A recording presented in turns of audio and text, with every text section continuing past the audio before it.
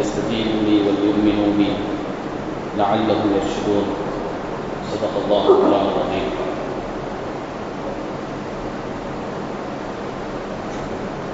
கண்ணியமான அல்லாஹ்வின் நல்லடியார்களே, பெரியவர்களே, சகோதரர்களே, அல்லாஹ் நம் அனைவருக்கும் தீனுடைய மேலான விளக்கத்தை தந்தருவானாக.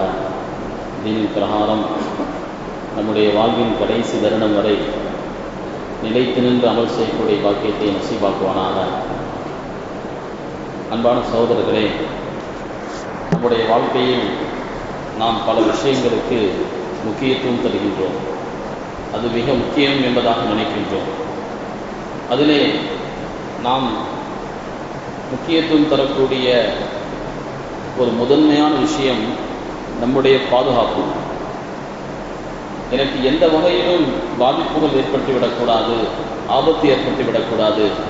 எனக்கோ என்னை சார்ந்தவர்களுக்கோ என்னுடைய குடும்பத்தினர்களுக்கோ உயிருக்கு ஆபத்து ஏற்பட்டுவிடக்கூடாது, என்னுடைய பொருளுக்கு ஆபத்து ஏற்பட்டுவிடக்கூடாது, என்னுடைய மானத்துக்கு ஆபத்து ஏற்பட்டுவிடக்கூடாது என்று நாம் பாதுகாப்புக்காக வேண்டி முன்னுரிமை தருகின்றோம்.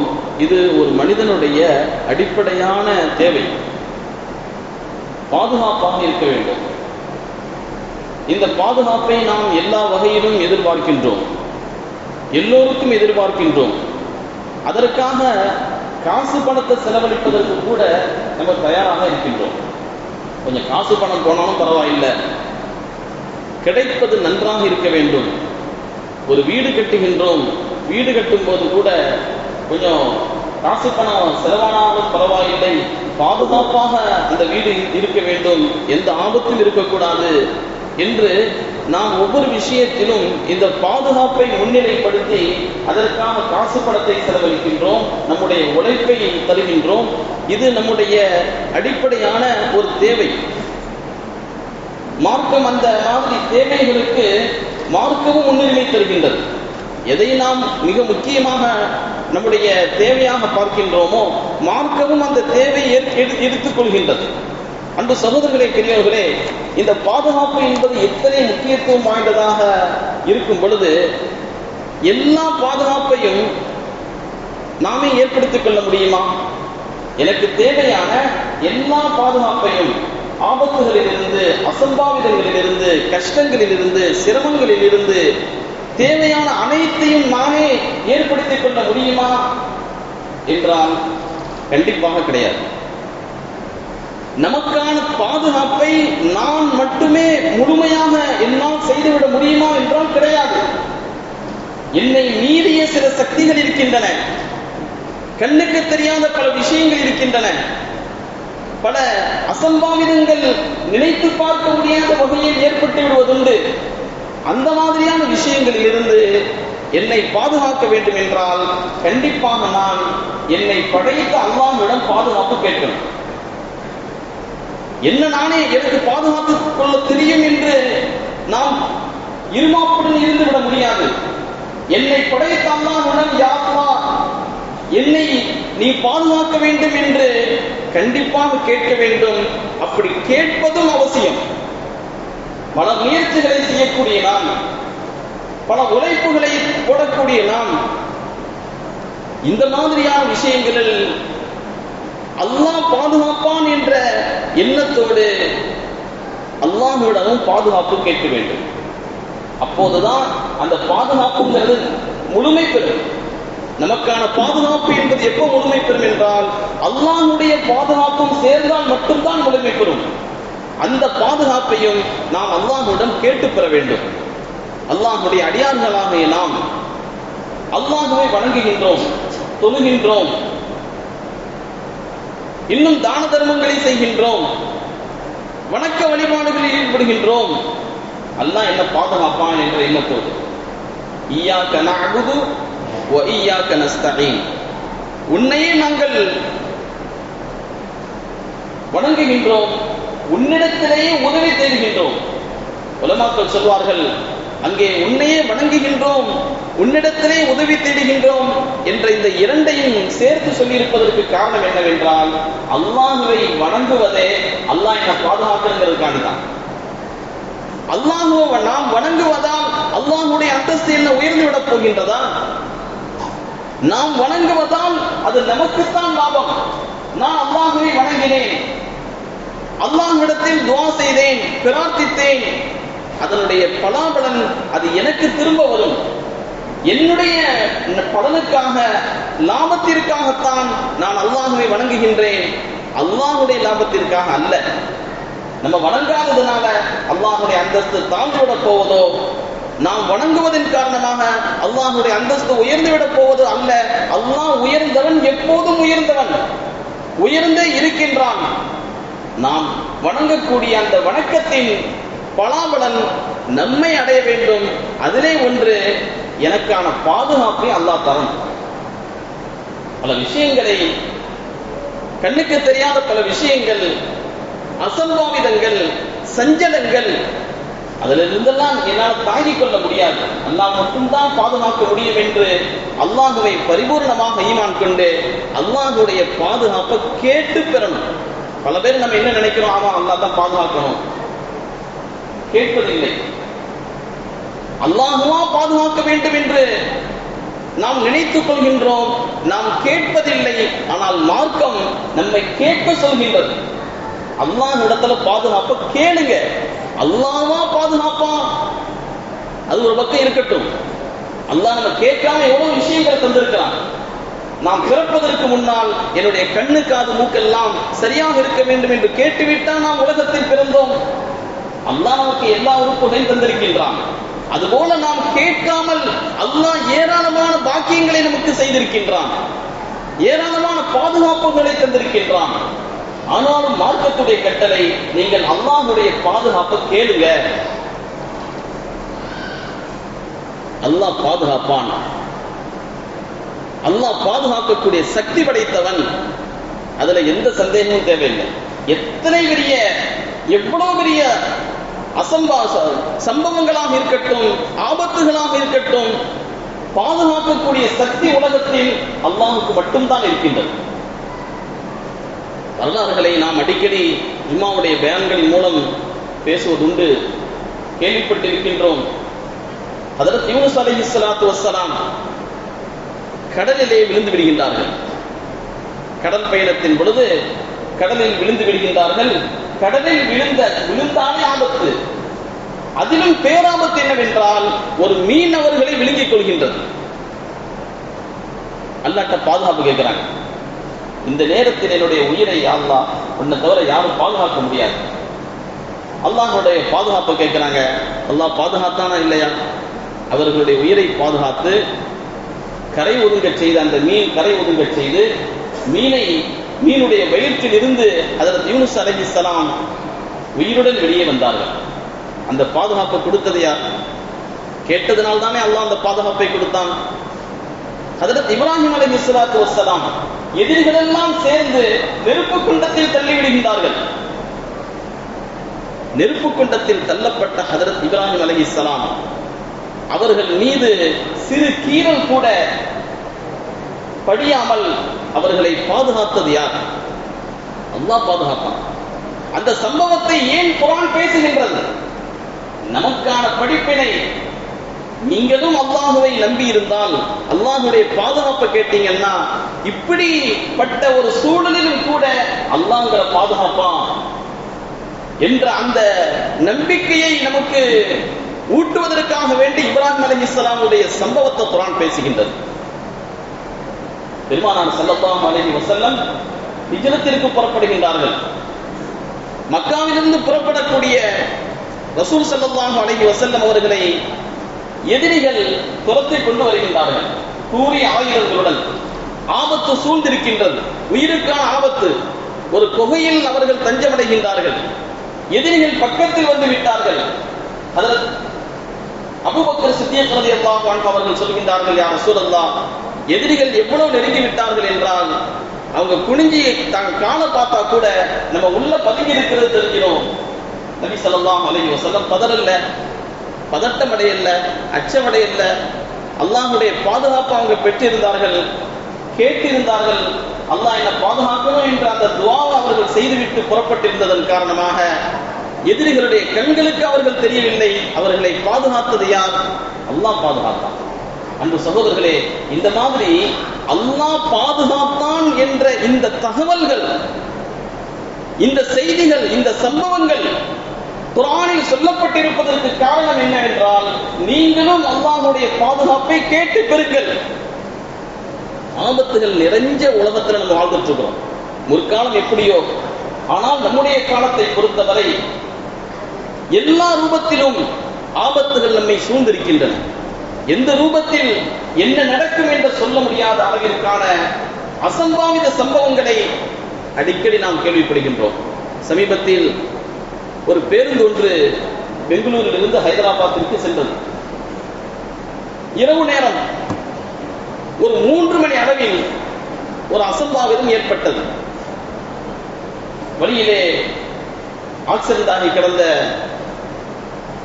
இருசக்கர வாகனத்தின் மீது அந்த பஸ் மோதி ஒரு பெரிய தீ விபத்து ஏற்பட்டு நைட்டு 2:30 மணி 3 மணிக்கு எத்தனை பெரிய ஆழ்ந்த தூக்கத்தின் மக்கள் இருந்திருப்பார்கள், எத்தனை பெரிய கனவுகளுடன் அவர்கள் பயணித்திருப்பார்கள். குடும்பத்தை பார்க்க போகின்றோம் என்ற எண்ணத்தோடு எத்தனை பேர் போயிருப்பாங்க.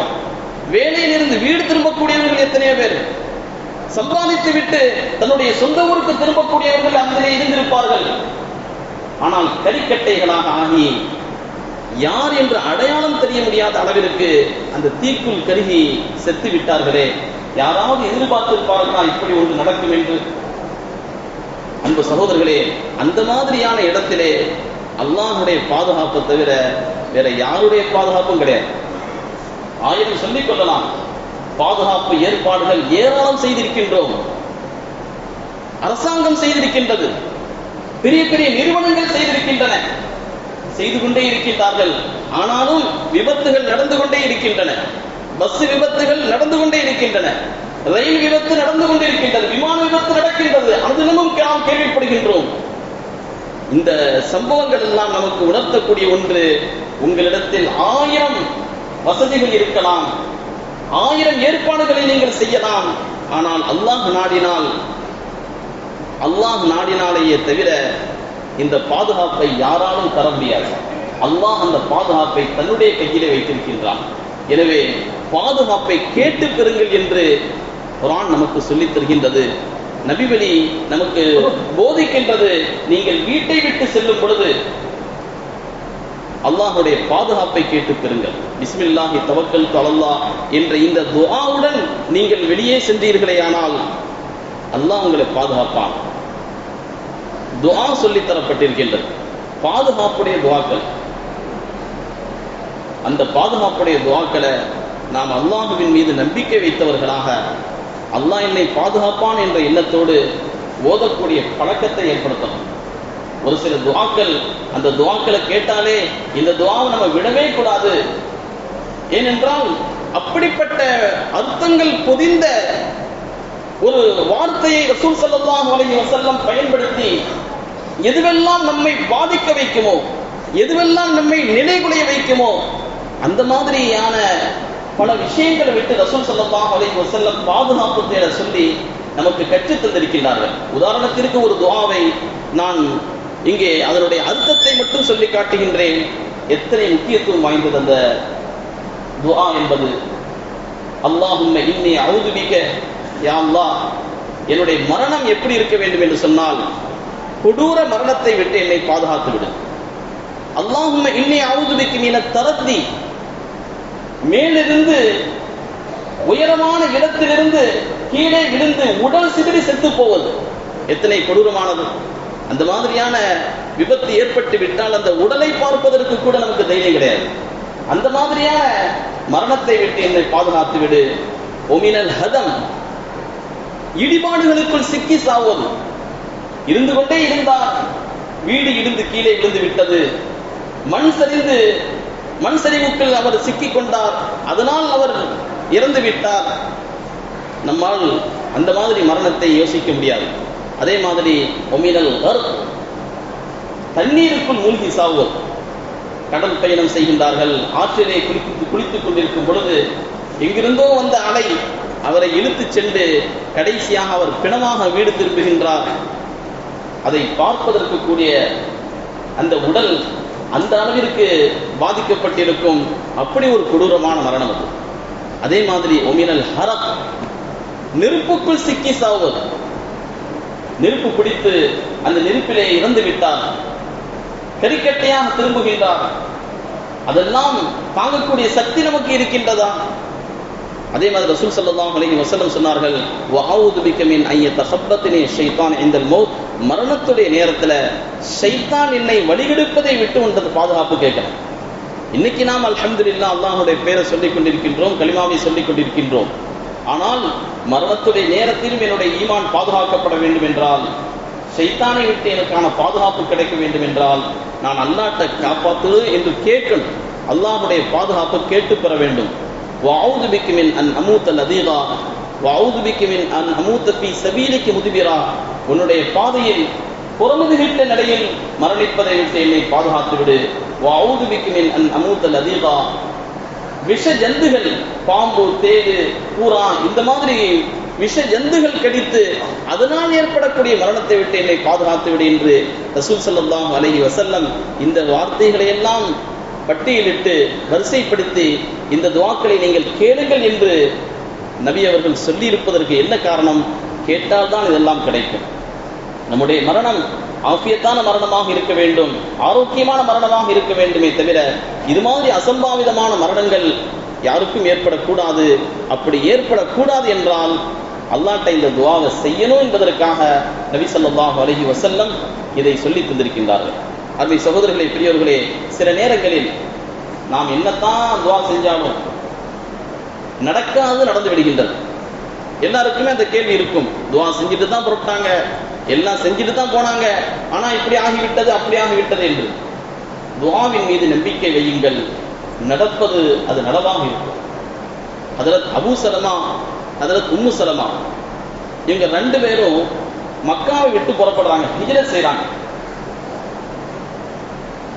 ஊரை விட்டு புறப்படுகின்றார்கள். மனைவி, கணவன், இந்த 2 பேர் மட்டும்தான். மனைவிக்கு கணவன் துணை, கணவனுக்கு மனைவி துணை. இந்த மாதிரி ஒரு சூழலில் சொந்த ஊரிலும் கூட கிடையாது, ஊரை விட்டு புறப்பட்டு செல்லக்கூடிய அந்த தம்பதியினர்களில் அபூ சலமா வஃபாத்தாயிராங்க. கொஞ்சம் யோசித்து பார்க்கணும், அந்த பெண்மணி எத்தனை பெரிய ஆபத்தில் சிக்கி இருப்பார்கள், எத்தனை பெரிய மன உளைச்சலுக்கு ஆளாகி இருப்பார்கள். ஒரு பக்கம் நாம் ஈமானை பாதுகாத்துக் கொள்வதற்காக சொந்த ஊரை விட்டு விரட்டடிக்கப்பட்டு விட்டோம். இன்னொரு பக்கம் எனக்கு ஆதரவாக இருந்த கணவர் அபூ சலமா வஃபாத்தாகி விட்டார். ஒரு பெண்ணாக, அதுவும் விதவை பெண்ணாக நான் என்ன செய்வேன் என்று தத்தளித்துக் கொண்டிருக்கின்றார் அந்த பெண்மணி. ஆனாலும் அல்லாஹ்வின் மீதான நம்பிக்கை அவர்கள் கைவிடவில்லை. இந்த மாதிரி துன்பங்கள் ஏற்படும் பொழுது என்ன செய்யணும்னு யோசிச்சு பார்க்கறாங்க. ஒரு துஆ ஓதணும்னு ரசூல் ஸல்லல்லாஹு அலைஹி வஸல்லம் சொல்லி இருக்கிறாங்க. இன்னா லில்லாஹி வ இன்னா இலைஹி ராஜிஊன் என்ற இந்த வார்த்தையை சொல்லிட்டு, அல்லாஹும்ம அஜிர்னி ஃபீ முஸீபத்தி வ குலுஃப் லீ கைரன் மின்ஹா. யா அல்லாஹ், என்னுடைய இந்த துன்பத்தில் எனக்கு நீ நன்மையை தருவாயாக, எனக்கு இதைவிட சிறந்த பகரத்தை ஏற்படுத்தி தருவாயாக என்ற இந்த துஆ நபி சொல்லி தந்திருக்கின்றார்கள். அந்த துஆவை தான் ஓதணும் என்று ஓதுறாங்க.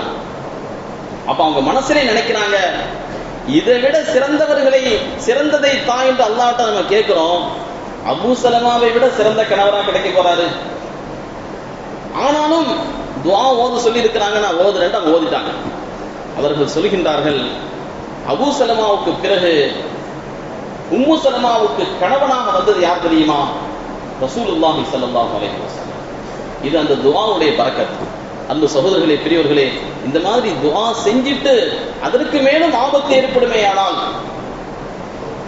நாம் செய்ய வேண்டியவைகள் எல்லாம் செய்து விட்டதற்கு பிறகு கூட அசம்பாவிதங்கள் நடக்குமே ஆனால், அல்லாஹ் வேற ஏதாவது நலவை ஏற்படுத்துவான், அதை தாங்கிக் கொள்ளக்கூடிய சக்தியை தருவான். பல நேரங்களில் சில மரணங்கள் சில குடும்பத்திற்கு ஒரு பெரிய பாதிப்பை ஏற்படுத்தி விடுகின்றன, குடும்பம் சின்ன பின்னமாக விடுகின்றது. அந்த மாதிரியான விளைவுகளை விட்டு இந்த துஆவின் பரக்கத்தால் அல்லாஹ் பாதுகாப்பான். ஆக பாதுகாப்பு என்பது நாம் நம்மை நாமே செய்து கொள்வோம் என்பதை தாண்டி அல்லாஹ்விடத்தில் கேட்டுப் பெறுவோம் என்ற நிலைக்கு நாம் வர வேண்டும். இதன் மூலமாக நாம் எதிர்பார்க்கக்கூடிய பாதுகாப்பும் கிடைக்கும், அத்துடன் அல்லாஹுடன் உண்டான அந்த தொடர்பும் அதிகரிக்கும். வல்ல அல்லாஹு தஆலா அந்த மாதிரி அல்லாஹுடைய தொடர்புடன் கூடிய வாழ்க்கையை நசீவாக்குவானாக. நீண்ட நெடிய நாட்கள் நோய் நொடி இல்லாமல் சுகத்தோடு இன்பத்தோடு வாழ்ந்து அல்லாஹுவை நின்று வழிபட்டு வாழக்கூடிய உயர்ந்த வாக்கியத்தை அல்லாஹ் நம் எல்லோருக்கும் நசீபாக்குவானாக என்ற நல்ல துவாக்களோடு உங்களும் எல்லோரின் துவாவை ஆதரவு வைத்து என் வார்த்தைகளை நிறைவு செய்கின்றேன். வாஃபிர் தாவானா அல்ஹம்துலில்லாஹ்.